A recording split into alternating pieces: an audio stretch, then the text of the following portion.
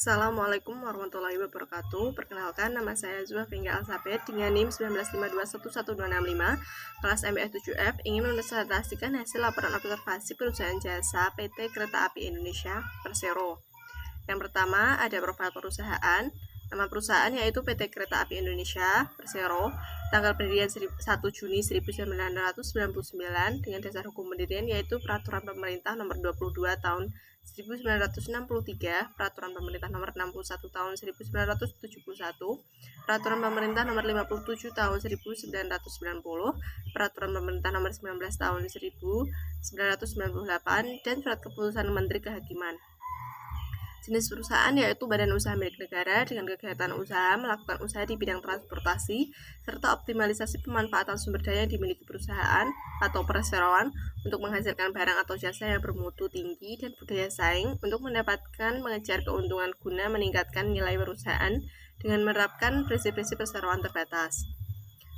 PT KAI memiliki visi yaitu menjadi penyedia jasa perkereta apian terbaik yang fokus pada pelayanan pelanggan dan memenuhi harapan stakeholder. Dengan misinya yaitu menyelenggarakan bisnis perkereta apian dan bisnis usaha penunjangnya melalui praktik bisnis dan model organisasi terbaik untuk memberikan nilai tambah yang tinggi bagi stakeholders dan kelestarian lingkungan berdasarkan 4 pilar utama yaitu keselamatan, ketepatan waktu, pelayanan, dan kenyamanan. Selanjutnya yaitu ada jasa layanan. Dalam PT Kereta Api Indonesia Persero ini terdapat beberapa layanan PT Kereta Api, yaitu yang pertama ada layanan angkutan umum yang terdiri dari kereta api reguler, kereta api luar biasa, dan kereta api wisata. Sebagai perusahaan yang mengelola perkereta apian di Indonesia, KAI telah banyak mengoperasikan kereta api penumpang, baik kereta api utama, komersil dan non-komersil, maupun kereta api lokal di Jawa, Sumatera, yang terdiri dari kelas eksekutif, kelas bisnis, ekonomi, lokal, dan komuter lain. Yang kedua ada layanan angkutan barang, di mana angkutan barang ini yaitu dari angkutan ekspedisi dan pos dengan mengangkut berbagai macam paketan dan semen. Yang ketiga ada pendukung angkutan kereta api. Dalam jasa pendukung angkutan kereta api, KAI Wisata selaku anak perusahaan KAI mendukung pengadaan suku cadang, alat kerja, dan material-material yang dibutuhkan untuk operasional, pembangunan, sarana dan prasarana perkereta apian, serta pengadaan alat dan bahan bantu kerja yang dibutuhkan oleh perusahaan pemberi pekerjaan. Dan yang keempat ada non-angkutan. Jasa non-angkutan pada kereta api ini dilaksanakan oleh perusahaan anak PT Kereta Api Property Manajemen atau kini dikenal dengan KAI Property dengan usaha inti di bidang konstruksi, properti, perdagangan, serta perawatan infrastruktur perkereta apian. Yang selanjutnya yaitu ada analisis lingkungan pemasaran, di mana lingkungan demografis dalam hal ini PT Kereta Api Indonesia Persero menyediakan jasa bagi masyarakat dari semua kalangan, dari semua umur, baik laki-laki maupun perempuan, dan masyarakat yang memiliki berbagai pekerjaan dan sebagainya. Untuk lingkungan ekonomi, perusahaan menawarkan beberapa produk yang sesuai dengan kebutuhan masing-masing pada calon penumpang, yaitu pada kereta api kelas eksekutif biasanya penggunanya adalah dari kalangan menengah ke atas hingga menengah. Kereta api kelas bisnis digunakan pada kelas menengah dan kereta api kelas ekonomi biasanya digunakan pada kalangan kelas menengah ke bawah. Adapun tambahan produk yang dikeluarkan oleh PT Kereta Api Indonesia Persero adalah kereta api lokal yang mana biasanya diperuntukkan untuk pengguna yang memiliki rutinitas kerja seperti mahasiswa atau pelajar, sebab kereta ini memiliki relasi yang jarak dekat, berbeda dengan kereta api komersil yang diperuntukkan untuk relasi jarak jauh. Dan yang ketiga ada lingkungan politik. PT Kereta Api Indonesia Persero berkomitmen untuk menerapkan good corporate governance secara konsisten sehingga mampu meningkatkan kepercayaan pelanggan dan stakeholder lainnya.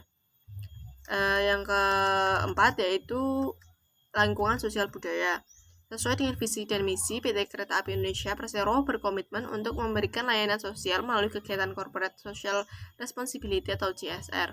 PT KAI secara konsen dan konsisten melakukan berbagai program, baik community relation maupun kemitraan, dan bina lingkungan. Program community relation atau CR merupakan bagian dari CSR KAI yang bertugas mengelola hubungan internal dan eksternal yang fokus pada pembinaan komunitas. Yang kelima ada lingkungan alam. PT Kereta Api Indonesia Persero yaitu perusahaan jasa transportasi yang mengelola jasa perkereta apian yang dianggap dapat menghindarkan masyarakat dari kemacetan transportasi darat. Yang keenam ada lingkungan teknologi. PT KAI menyediakan aplikasi KAI Akses yang dibuat untuk mengakses segala kebutuhan mengenai keberangkatan dengan kereta. Dengan menggunakan KAI Akses, penumpang akan lebih mudah mengetahui berbagai informasi seperti harga tiket, jadwal keberangkatan, pemesanan, dan informasi lainnya yang berguna bagi calon penumpang. Selanjutnya ada program pemasaran jasa. Pemasaran jasa pada Kereta Api Indonesia Persero adalah sebagai berikut. Yang pertama ada produk. PT Kereta Api Indonesia Persero adalah sebuah jasa layanan transportasi darat yang diberikan oleh pemerintah dengan memanfaatkan kereta api sebagai alat transportasinya. Produk merupakan hal yang paling mendasar yang akan menjadi pertimbangan preferensi pilihan bagi masyarakat. Produk yang sebenarnya dibeli customer adalah manfaat yang dapat mereka rasakan. Yang kedua ada harga atau price. PT Kereta Api Indonesia Persero menawarkan harga tiket yang sangat bervariatif. Harga yang ditawarkan disesuaikan dengan kelasnya dan jarak jauh dekatnya. Yang ketiga ada promosi atau promotion. PT Kereta Api Indonesia Persero melaksanakan tahap 5 bauran promosi atau promotion week yang menjelaskan bagaimana strategi promosi melalui periklanan atau advertising, promosi penjualan atau sales marketing, sales promotion, hubungan massa dan publisitas atau public relation and publicity, penjualan perorangan atau personal selling, dan pemasaran langsung atau direct marketing. Yang keempat ada lokasi atau distribusi, place. Letak lokasi PT Kereta Api Indonesia Persero mempunyai peranan yang sangat penting, di mana PT Kereta Api Indonesia Persero membangun stasiun di setiap kota besar. Yang kelima ada people. Menyangkut peranan pemimpin perusahaan dalam meningkatkan citra perusahaan. Dalam arti, semakin berkualitas unsur dari pemimpin perusahaan dalam melakukan pelayanan transportasi umum atau kereta api, maka akan meningkatkan jumlah konsumen. Yang keenam ada physical evidence, merupakan bentuk fisik dari penyediaan pelayanan jasa transportasi umum atau kereta api tersebut. Fasilitas di kereta api maupun stasiun, pelayanan petugas stasiun maupun kereta api, kebersihan kereta maupun stasiun, sangat mempengaruhi terhadap kenyamanan konsumen yang akan menggunakan jasa transportasi umum atau kereta api. Yang ketujuh ada proses. Elemen ini merupakan hal yang paling menentukan atau bisa dibilang hal yang paling penting untuk menentukan output perusahaan jasa transportasi.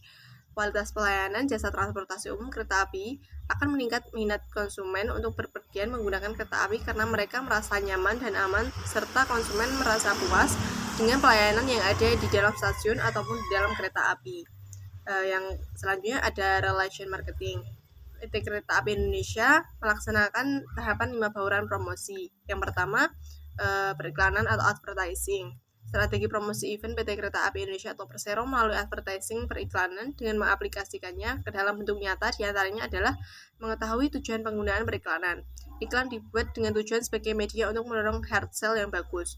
Untuk mencapai hal ini, secara minimal iklan harus mempunyai kekuatan untuk mendorong, mengarahkan, dan membujuk khalayak untuk mengakui kebenaran pesan dari iklan, dan secara maksimal dapat mempengaruhi kesadaran khalayak untuk mengonsumsi produk atau jasa yang diiklankan, sehingga tujuan perusahaan akan tercapai. Yang kedua ada promosi penjualan atau sales promotion. Kegiatan promosi penjualan ada beberapa macam bentuk. Di antaranya adalah dengan memberikan potongan harga, tiket masuk, harga khusus untuk pengguna KAI Akses langsung mendapatkan hadiah saat sudah mendownload KAI Akses. Yang selanjutnya ada hubungan massa dan publisitas atau public relation and publicity. Kegiatan public relation dibuat untuk memengaruhi sikap masyarakat terhadap perusahaan. Sebagian kegiatan promosi humas ini ditempatkan oleh perusahaan jauh di belakang periklanan, penjualan langsung, promosi penjualan, dan penjualan perorangan. Yang keempat ada penjualan perorangan atau personal selling. Kegiatan penjualan secara tatap muka yang banyak manfaatnya bagi perusahaan maupun calon konsumen. Dari cara ini, pihak penjual atau sales dapat memberikan petunjuk tentang produk seperti cara mendownload KAI Akses dan penggunaan aplikasi KAI Akses ini. Yang kelima ada pemasaran langsung atau direct marketing. Penggunaan media website sebagai bentuk pemasaran langsung yang tidak begitu banyak mengeluarkan biaya dalam strategi promosi. Kemampuan website menjangkau lebih luas terhadap masyarakat secara global. Website akan menampilkan program-program yang akan diselenggarakan pada acara event yang akan berlangsung. Selanjutnya yaitu ada strategi sumber daya manusia.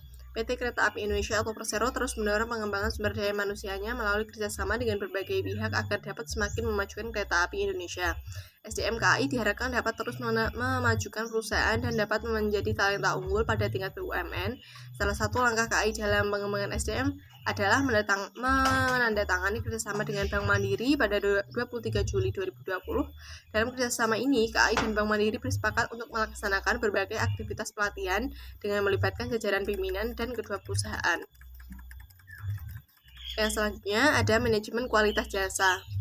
Dilihat dari segi reliability, PT KAI kurang mampu memberikan layanan yang akurat. Pengguna jasa kadang menunggu lama diakibatkan keterlambatan kereta yang mana lama keterlambatan kereta api sampai 20 menit sampai 30 menit dari jadwal yang seharusnya. Dilihat dari segi responsiveness, para karyawan kurang menginformasikan kepada para pengguna jasa kereta api, di mana saat pengguna jasa kereta api yang ingin membeli tiket akan tetapi tidak mengetahui tiket yang akan dibeli untuk keberangkatan yang keberapa. Dari segi tangible, tanggapan penumpang tentang pelayanan PT KAI menilai kebersihan memang bisa diunggulkan. Akan tetapi, dari segi kenyamanan penumpang untuk mendapatkan tiket lumayan sulit. Contohnya pada saat hari Sabtu dan Minggu serta hari libur nasional. Dari segi asuransi, PT KAI menyediakan jaminan kecelakaan kepada penumpang yang memakai jasa kereta tersebut. Namun, jaminan tersebut tidak gratis, melainkan saat kita memesan tiket di aplikasi KAI, maka ada tambahan biaya sebesar Rp10.000.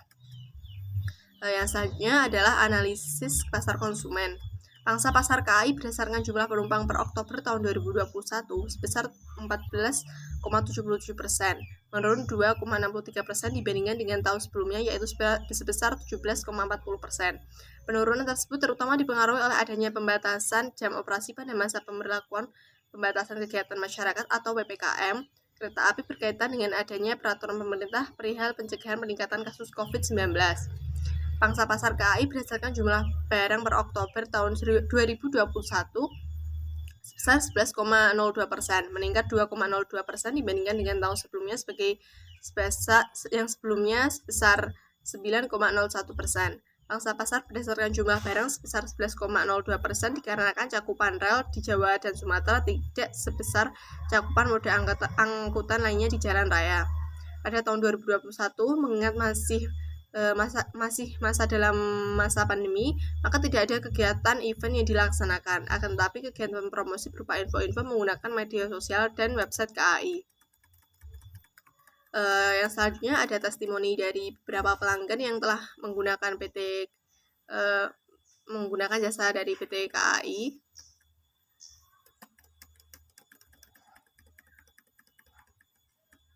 Nah, untuk evaluasi kinerja PT Kereta Api Indonesia atau Persero ini, perseroan tidak terlepas dari kendala-kendala, antara lain kurang cepat dalam merespon perubahan teknologi yang saat ini terjadi di pasar global.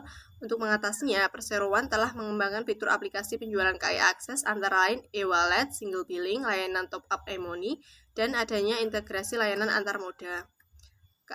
Kendala lainnya adalah kapasitas angkutan barang terbatas pada infrastruktur. KAI belum mampu menyediakan layanan angkutan barang yang seamless, di mana beberapa stasiun tidak langsung terhubung dengan pelabuhan atau pabrik atau kawasan industri sebagai kapabilitas mengembangkan bisnis angkutan masih sangat rendah. Kebijakan tarif untuk beberapa jenis kargo seperti peti kemas juga kurang kompetitif dibandingkan dengan moda transportasi darat lainnya. Untuk mengatasi kendala ini, perseroan telah meningkatkan kapasitas lintas kereta api, melakukan penyesuaian tarif dan menerapkan dynamic pricing angkutan batubara, serta meningkatkan pelayanan angkutan berdasarkan customer oriented, fokus pada kualitas, keamanan, dan kenyamanan. Perseroan juga melakukan penerapan sistem pentarifan yang kompetitif dan bersaing, serta melakukan task force dengan mitra angkutan terkait kendala dan kelancaran angkutan. Kendala lainnya yaitu infrastruktur yang semakin menua, termasuk desain interior armada, rel, dan sistem persinyalan, lokomotif, dan gerbong. Untuk mengatasi kendala tersebut, perseroan melakukan peremajaan dan desain kereta api lebih personalized, pembangunan penataan stasiun, evaluasi pencapaian standar minimum pelayanan, serta perubahan pola bisnis pelayanan restorasi di atas kereta api. KAI tidak terlepas dari berbagai permasalahan perkereta-apian di Indonesia. Salah satunya yang paling krusial adalah kenyamanan penumpang. Mulai dari sering terlambatnya jadwal kedatangan dan keberangkatan kereta, jumlah penumpang yang melebihi kapasitas tempat duduk sehingga penumpang berjubel, kebersihan gerbong yang kadang kurang bersih karena ada beberapa sampah yang tertinggal, serta tingkat yang dikuasai oleh calo. Namun terlepas permasalahan itu, menurut banyak testimoni pengguna KAI, pegawai KAI memiliki kinerja pelayanan yang baik, seperti sering membantu pengguna kereta yang kesusahan atau mengalami kendala, merawat penumpang yang sedang sakit di dalam kereta, membangunkan satu persatu penumpang yang tertidur di kereta ketika sudah sampai di tujuan, dan sebagainya. Kesimpulannya yaitu berdasarkan hasil observasi dapat diketahui bahwa secara keseluruhan kinerja perusahaan PT Kereta Api Indonesia sudah baik.